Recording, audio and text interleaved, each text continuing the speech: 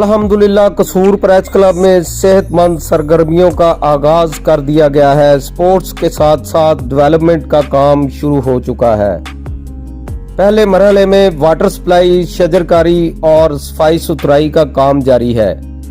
Senior सहाफ़ी तकरीम Ali ARY news की क़यादत में Malik Abu Bakar Naeem 24 news, Mohammad Shafiq Samaa news, Mohammad Naseer PTV, Malik Arif Ali 7 news, Sajjad Ansari channel 5, Athar Kasuri रोज TV, मुनीर अहमद कमो Lahore Rang news, Nai Baat, Malik Asghar K21 news, Zulfiqar Ashraf वाला APP न्यूज़ और मोहम्मद जावेद रोजनामा सादत समेत तमाम साथी कमर बस्ता होकर प्रेस क्लब के लिए काम कर रहे हैं।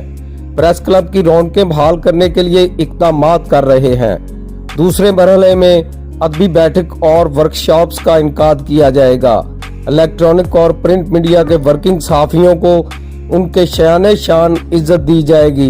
प्रेस क्लब की बेहतरी और तमीर व तरक्की के लिए हर जी शऊर सहाफ़ी को शामिल किया जाएगा और प्रेस क्लब की बेहतरी व तरक्की के लिए हर मुमकिन कोशिश की जाएगी।